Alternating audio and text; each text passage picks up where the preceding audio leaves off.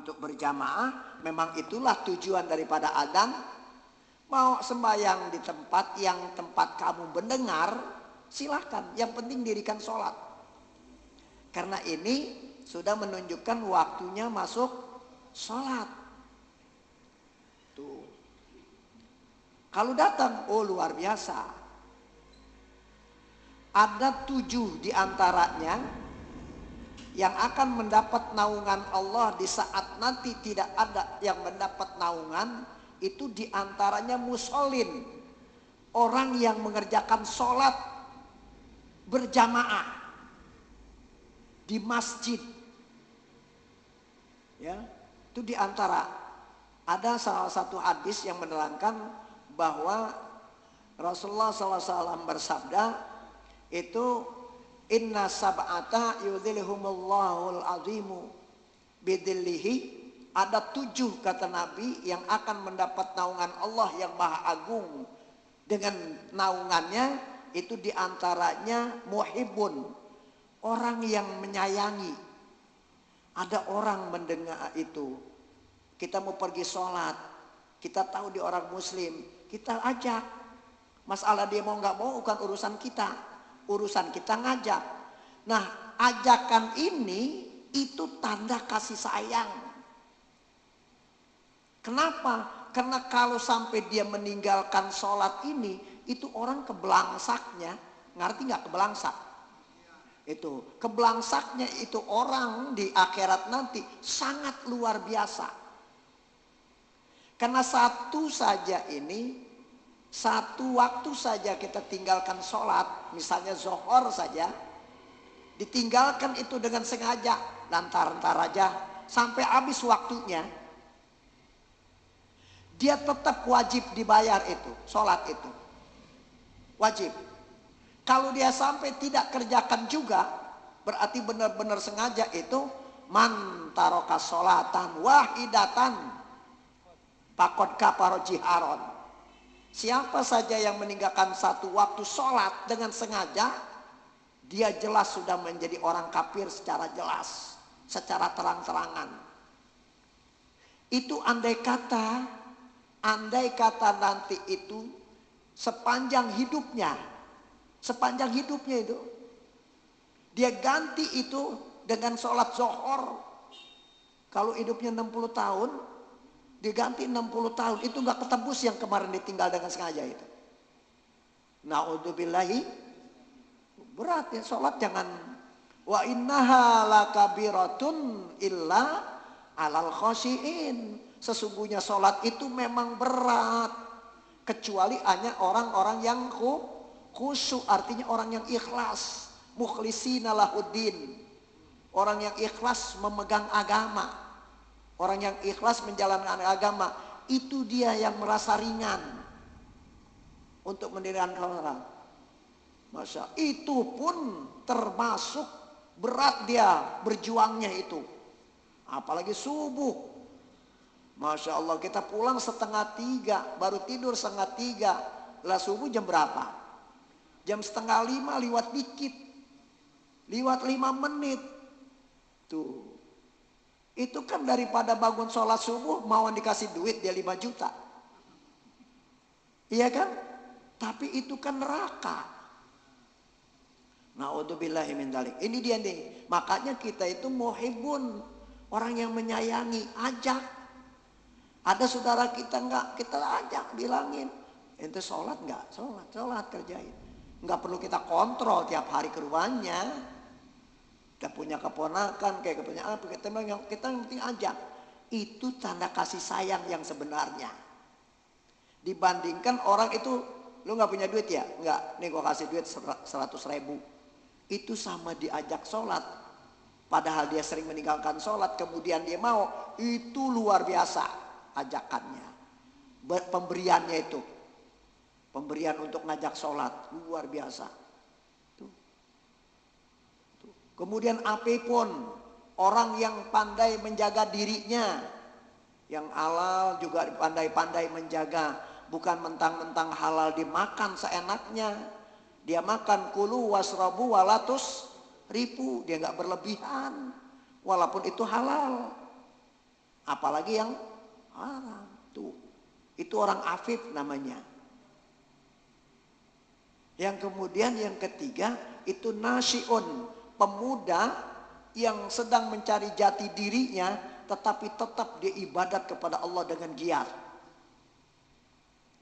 Pemuda yang rajin ibadah, padahal umurnya baru 20 tahun, dengan orang yang umurnya sudah 8 tahun, 80 tahun kayak kita, itu sholat zuhurnya, sholat sunatnya itu lebih besar nilainya di sisi Allah kebanding yang 80 tahun. Kalau yang 8 tahun sih memang 20, pantas dia rajin sholat. Nggak mau sholat mau kapan lagi, udah 80. Iya. Nah ini 20 dia mau sholat luar biasa karena suatu masih berat bagi dia. Tuh, makanya nasyiun, pemuda, orang yang giat dalam ibadah itu nanti akan mendapat perhatian khusus dari Allah. Tuh. Ya, yang keempat mutasaddiqun, biarin sedikit gitu sedekah asa sering. Jangan gede cuman setahun sekali. Ya. Sedekah itu ya. Makanya kita tuh dilatih setiap Jumat itu di mana masjid kecuali Masjidil Haram. Baik Masjid Mekah atau Masjid Nabawi, kagak ada kotak. Kagak ada kotak. Itu andai kata sekali jalan kotak itu nggak muat, sekali jalan nggak muat tuh. Mau bikin kotak kayak apa gedenya dia? Orang satu sopnya aja semasjid kita satu sopnya masih komprang kali, nggak pernah ada itu. Tapi di sini kita tuh, itu kan luar biasa. Sedekah di hari Jumat di masjid dalam keadaan suci kita, dalam keadaan berzikir kita sambil sedekah, itu luar biasa gitu. Maka besok biarin hari-hari lain sering sedekah, asal Jumat jangan kelewat gitu. Biarin hari-hari yang lain cuma 10.000, hari Jumat 100 atau 50, nggak apa-apa. Nggak apa-apa, nggak diomelin ya, nggak diomelin. Iya, nggak mungkin itu ketua masjid pulangin, jangan kebanyakan, nggak mungkin.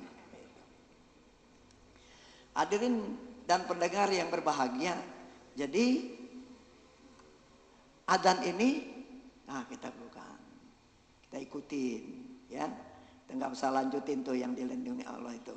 Jadi musolinnya itu nanti, musolin yang kelima, musolin orang yang sholat tuh, orang sholat. Nah ini dipanggil, itu mengingatkan kita. Maka diperintahkan menjawab ini pada hakikatnya dua. Jawablah dengan ucapan dan jawab pula lah dengan perbuatan. Jadi sambil mengucapkan Alhamdulillah, udah masuk waktu, Allahu Akbar, Allahu Akbar, sambil mempersiapkan diri, berwudu, bersuci atau perlu mandi, tuh, sambil menjawab itu. Asal di tempat wudu, jangan di tempat di WC, jawab salah, jawab adzan. Tuh, ya, tersambil. Begitu sampai hayya 'alas shalah, kita diperintahkan untuk mengucapkan la haula wala quwata. Nanti hadisnya berikut ini. Ya, kan berikutnya. Ini apa yang diucapkan oleh muadzin kita ikutin gitu. Kemudian diriwayatkan muttafaqun alaih bagi Imam Bukhari an Muawiyah radhiyallahu anhu misluhu. Khusus bagi Imam Bukhari meriwayatkan dari Muawiyah radhiyallahu anhu seperti itu juga redaksinya. Ya, apabila kamu mendengar panggilan, maka ucapkanlah seperti apa yang diucapkan oleh muadzin. Wali Muslim an Umar radhiyallahu ta'ala anhu fi fadlil qauli kama yaqulul muadzinu kalimatan. Ya, dan bagi Imam Muslim ini riwayatnya dari Umar bin Khattab radhiyallahu ta'ala anhu di dalam keutamaan mengucapkan kama yaqulul muadzin, apa yang diucapkan oleh muadzin itu kalimatan, sekalimat dia mengucapkan Allahu Akbar, kita juga Allahu Akbar gitu. Allahu Akbar, Allahu Akbar, Allahu Akbar, Allahu Akbar. Dengan ikhlas, mukhlisan, ya. Siwal hi'altaini, selain mengucapkan dua hay'alah. Hay'alah itu hayya ala sholah dan hayya alal falah. Hi'altain namanya. Hi'al-alah itu. Jadi mengucapkan hayya ala sholah dengan hayya al falah, kecuali sampai di kalimat itu fayaqulu, maka hendaknya orang yang mendengar itu tadi la haula wala quwata illa billah. Kenapa? Kedua-dua ini sangat berat.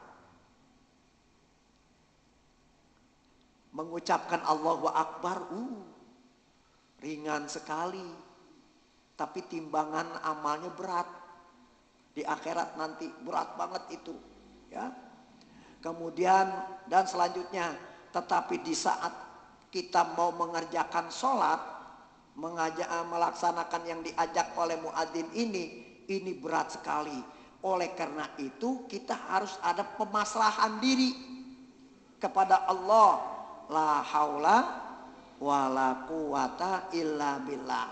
Tidak ada daya, tidak ada kekuatan untuk melaksanakan sholat ini melainkan dengan pertolongan Allah, dengan kekuatan Allah. Berat. Jadi jangan kita sembahyang gampang, jangan begitu. Berat. Wa innaha lakabiratun ila alal khasin. Berat itu sholat. Maka diperintahkan inilah haula wala quwata illa billah. Nah begitu juga berjuang hayya alal falah untuk mencari kemenangan ini. Kemenangan selamat di dunia, selamat di alam barzah, selamat di padang mahsyar, selamat di jembatan Shiratal Mustaqim, selamat di dalam penimbangan amal. Itu nanti itu palah itu. Bukan kemenangan di dunia aja. Di dunia buat apa kalau memang di akhirnya kita kalah. Jadi tidak ada kekuatan kita ini untuk mendapatkan kemenangan, melainkan dengan pertolongan dan kekuatan Allah Subhanahu wa ta'ala. Maka itu diperintahkan la haula wala quwata illa billah. Gitu, ya. Au kama qala Rasulullah sallallahu alaihi wasallam wa bilai qala an Utsman bin Abil Asi radhiyallahu ta'ala anhu qala ya Rasulullah ij'alni imama qaumi faqala anta imamuhum waqtadi bi abihim wattakhid muaddinan la ya'khud ala adanihi ajron. Au kama qala Rasulullah sallallahu alaihi wasallam. Ini istimewa nih dari Utsman bin Abil As radhiyallahu taala anhu. Kata beliau, bahasanya beliau pernah bertanya kepada Rasulullah, artinya memohon, ya Rasulullah ij'alni, jadikan saya, ya Rasulullah jadikan saya imama qaumi, imam bagi kaum saya. Hanya menjadi imam di dalam masjid atau dalam sholat, atau imam untuk melakukan tentang agama, itu boleh diminta menjadi pemimpin. Boleh. Angkat dong saya jadi imam. Nah, cuman nanti itu persyaratannya tetap dipakai. Dia harus dipakai. Yang pertama itu masalah suaranya. Dulu bagus apa enggak, fasih apa enggak. Yang kedua itu bacaan Qur'annya banyak apa dikit. Jangan baru Iqra 1 udah jadi imam. Itu ya, boleh aja minta baru tamat Iqra udah minta jadi imam. Kan banyak juga tuh yang begitu tuh di mana-mana. Kampung kita sih insya Allah nggak ada. Gitu ya. Baru Iqra 1 itu lagunya udah sebakul. Begitu ditakar nggak ada sepiring tatak, lagunya doang sebakul, gitu kan itu. Ya kan orang pelek begitu tuh bilang, lagu lu sebakul, ditaker aja nggak ada seliter. Mending seliter, sepiring tatak kagak ada. Ini nih, sepiring tuh, ini sepiring tatak ini. Ya Allah, gitu ya. Itu dia. Jadi jangan boleh itu. Faqala Nabi sallallahu alaihi wasallam, maka bersabda Rasulullah SAW, anta imamuhum. Oke, engkau imam mereka. Kenapa ini? Karena Rasulullah tahu dia siapa. Dia bacanya saya, dia orangnya soleh, dia orangnya warok, bisa jaga diri. Ini kadang-kadang suka gerak badan, lari pagi pakai celana pendek jadi imam. Nggak boleh, sah sih, imamnya sah. Tapi yang begini nggak bagus jadi panutan gitu. Ya. Waktadi bi'ad apihim, dan hendaknya kamu mengikuti, iktidak itu engkau mengikuti orang-orang yang lemah di antara mereka. Artinya apa ini? Pertimbangkan jamaah. Lihat, wah iya ini sholat maghrib atau sholat zohor. Kalau sholat zohor ini banyak orang-orang yang lemah. Yang lemah ada dua. Ada lemah badannya, ada lemah waktunya. Siapa yang lemah waktunya itu yang kerja. Dikasih waktu 15 menit sama bosnya. Ya ke masjid 15 menit. Telat semenit itu ngungkitnya 17 tahun yang lalu masih diungkit-ungkit tuh. Nah kan repot dia. Tuh.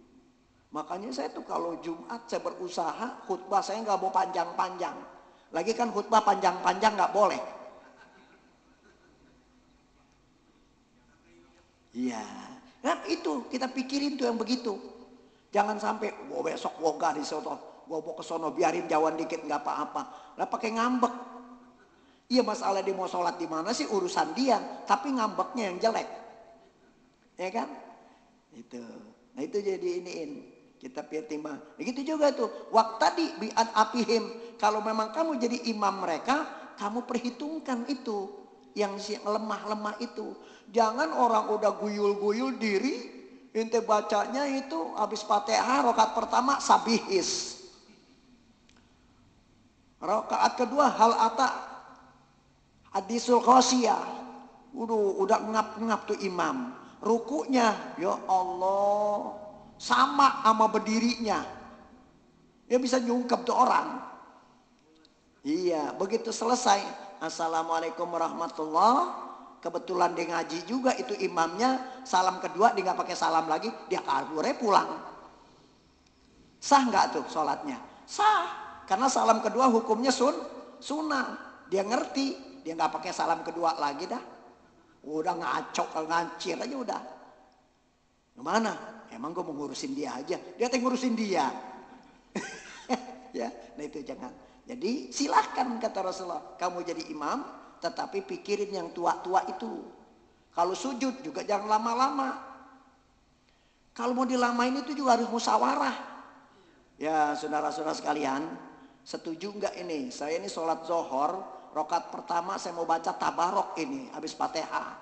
Rakaat yang kedua saya mau baca surat Al-Waqi'ah. Surat kedua, setuju apa kagak? Kata imam, lu sembahyang aja sendiri. Kata makmum, lu sembahyang sendiri. Ya jangan. Kita yang misalnya, nah nanti kita sembahyang sendiri dalam sholat sunat, itu kita panjang-panjang. Kita pada maghrib, itu Allahu Akbar. Setelah Fatihah kita baca, Bismillahirrahmanirrahim, nun wal qalami wa ma yasturun. Itu surat Al-Qalam kita baca. Lu mau baca mau dirinya 3 jam gak? Satu rakaat silahkan. Gitu. Ya. Gitu. Tetapi jangan kebangetan singkat juga. Kalau yang disunahkan 3 kali seperti Subhana rabbiyal azimi wa bihamdi, Subhana rabbiyal a'la bihamdi, itu jangan 1 kali, 3 kali juga. Jangan semua disingkat. Allahu Akbar. Bismillahirrahmanirrahim, alhamdulillahirobbilalamin. Nggak pakai doa iftitah, nggak pakai surat Fatihah. Udah subhanallahil azim wa bihamdi, sami'allahu liman hamidah, Allahu akbar. Wah, itu malah nyungkep lagi tuh yang lemah tuh. Kebangetan cepat gitu. Jadi kecepatan jangan, kelambatan jangan. Sedang. Wattaqid muadzinan, dan jadikan, ambil wattaqid, adakan satu muadzin.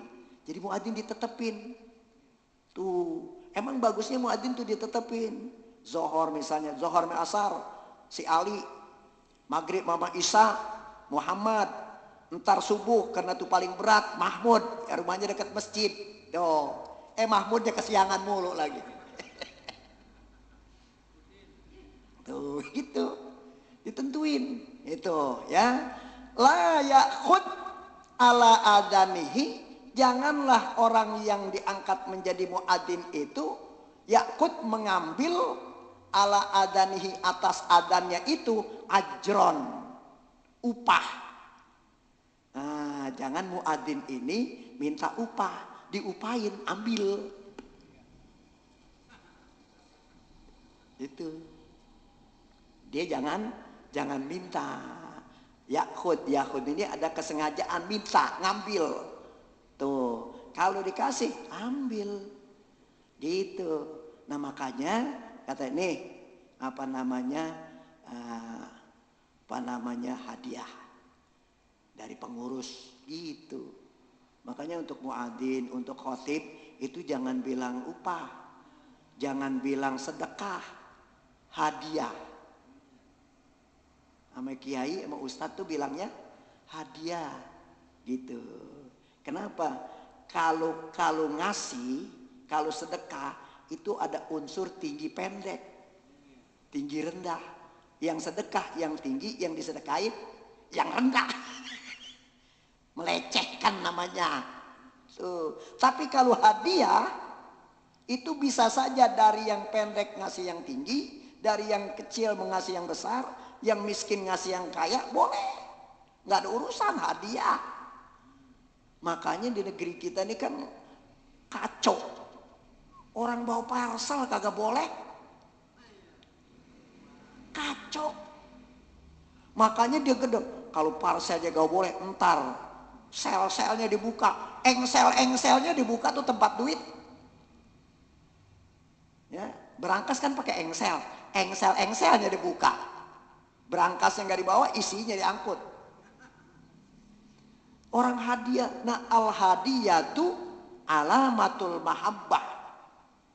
Sebenarnya secara jujur itu hadiah itu tanda cinta, tanda kasih, bukan nyogok. Kalau dinyogok lain, sekarang logikanya lah, kalau lu urusan lu nih urusan yang begini, nyogoknya cuma 200.000, paling gede juga parcel itu kalau buah 300.000 itu udah terperengket bawanya itu, ya kan?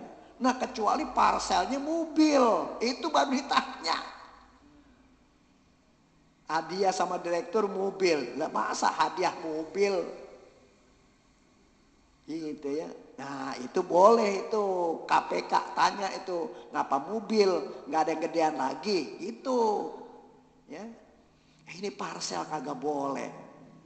Saya di tempat saya bawa jamaah itu, saya bilang, terusin aja, ente biasa kirimin parcel sama pelanggan-pelanggan, itu kirimin aja parcel, kenapa? Nggak dosa.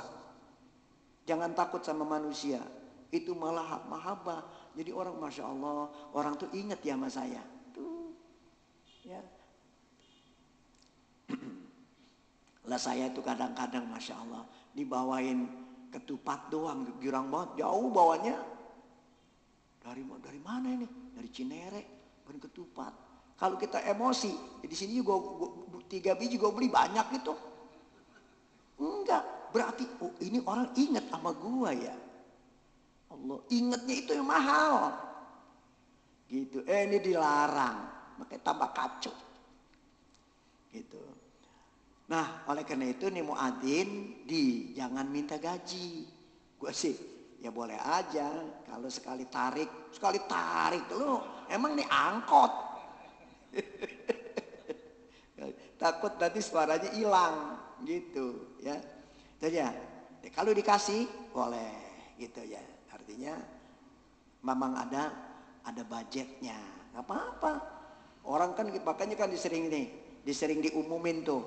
Saudara-saudara pendapatan Jumat ini yaitu Jumat kemarin dapatnya sekian. Nah, dikeluarkan untuk kegiatan Jumat tuh nggak usah disebutin dah, khotib 1.500.000 misalnya, jangan nggak usah sebutin, nggak usah. Muadzin 500, muadzin pertama, muadzin kedua 250 gitu misalnya, gitu nggak usah diumumin. Untuk kepentingan kegiatan Jumat 3,5 juta begitu, nggak ada yang protes, nggak ada. Ini benar-benar dia satu masjid kemarin, saya Jumat kemarin satu masjid itu untuk kegiatan Jumat itu 3 juta. Saya juga dengar 3 juta kegiatan Jumat. Ana berapa gue dibagi ntar ya? 3 juta. Bener, setiap Jumat itu dapatnya di atas 5 juta.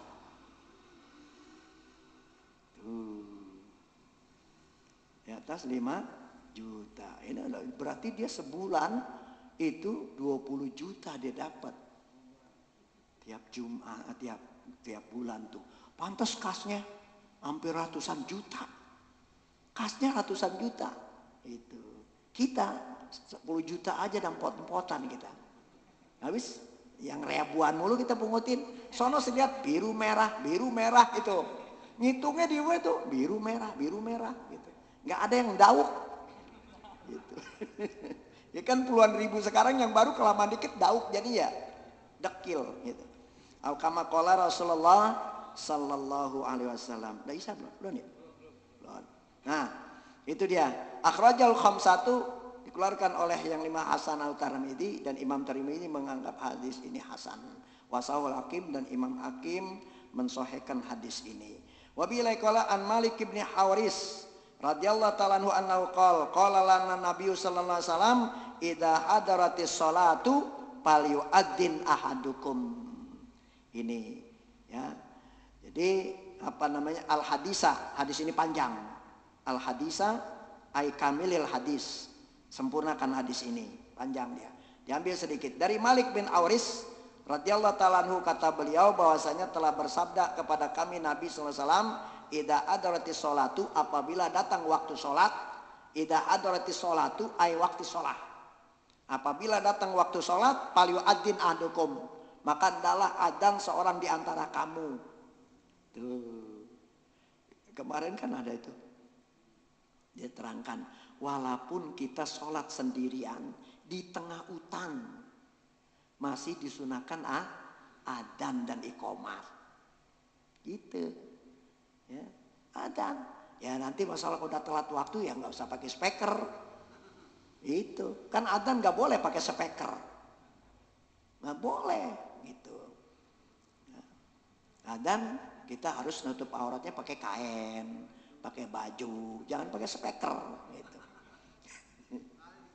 Ya, la bisa. Al kama qala Rasulullah sallallahu alaihi wasallam.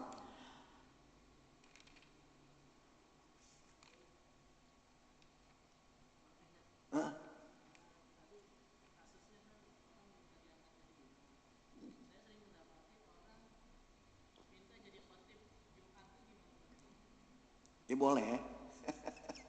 Boleh. Kan pemimpin sholat ya, khotib itu. Boleh. Tapi kita juga punya hak. Harus ada selektif. Hati-hati. Jangan sampai khotib itu merusak jamaah. Kan banyak gitu. Hancur yang tadi bersatu jadi gak bersatu. Tuh gua kata apa? Lu kagak tahu sih. Kalau dia kan dikit-dikit bid'ah, gua kata apa lu? Akhirnya ya udah kalau dia lagi gua nggak bakal datang. Nah giliran dia nggak datang, enggak enak. Jadi selektif gitu. Oh, yang ini yang sepemahaman, yang ini yang satu tata krama.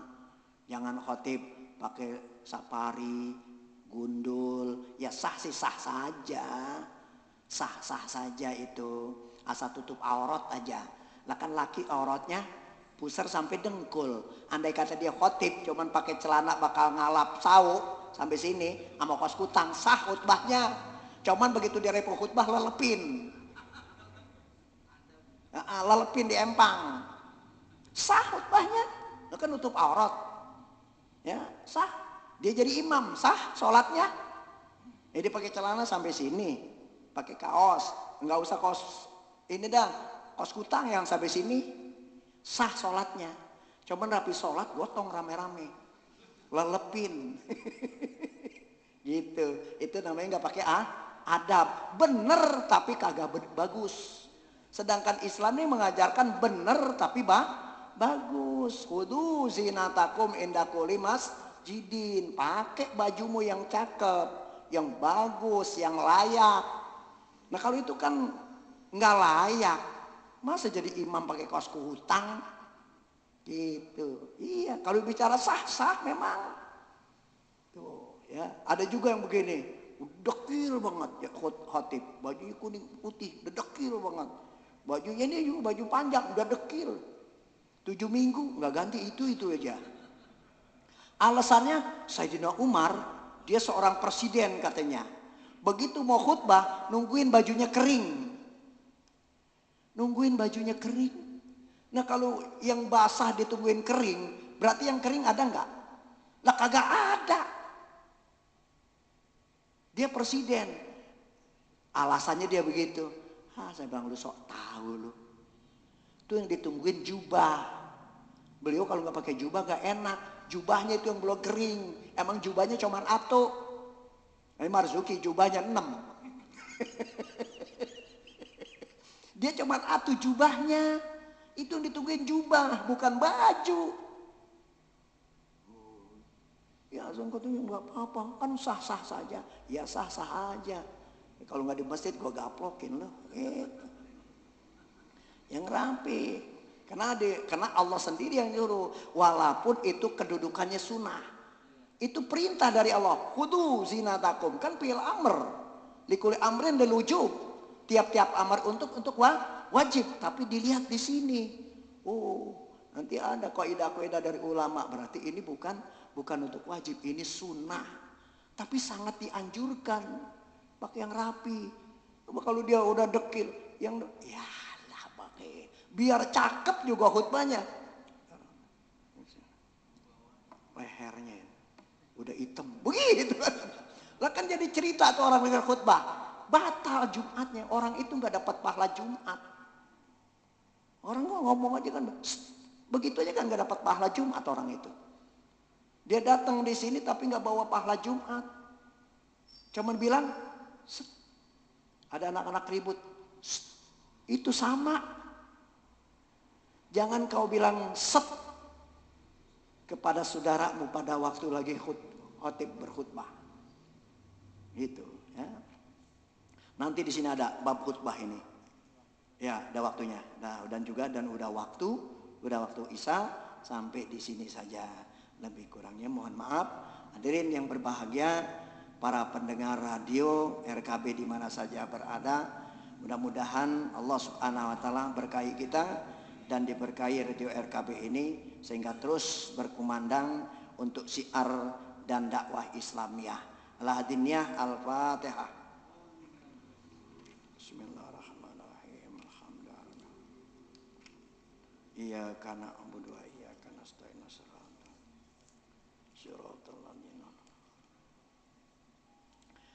Bismillahirrahmanirrahim. Alhamdulillahirabbil alamin hamdan katsiran thayyiban mubarakan bih.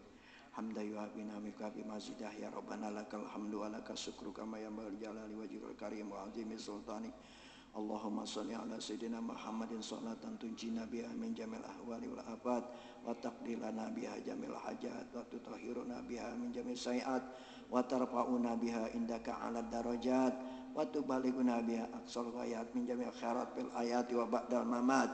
Allahumma nas'alukal huda wat tuqa wal afaf wal ghina. Allahumma habib ilainal iman wa zaidhu bi qulubina wa karih ilainal kufra wal fusuqa wal isyan waj'alna ya Allah minar rasyidin. Allahumma qbil muslimin wal muslimat wal mu'minin wal mu'minat al ahya'i minhum wal amwat. Rabbana anfa'na bima 'allamtana wa 'allimna ma yanfa'una wa zidna ilman nafi'a. Rabbana atina fid dunya hasanah wa fil akhirati hasanah wa qina adzabannar. Inna jannata mal abrar ya aziz ya rabbal alamin. Wa sallallahu ala sayyidina Muhammadin wa sahbihi ajma'in. Subhana rabbika rabbil izzati amma yasifun wa salamun alal mursalin walhamdulillahi rabbil alamin.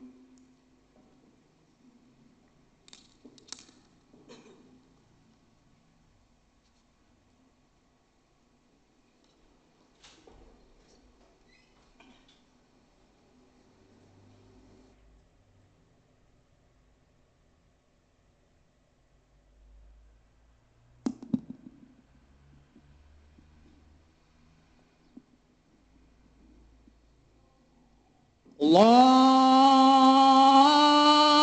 Akbar, Allahu Akbar, Allahu Akbar, Allahu Akbar.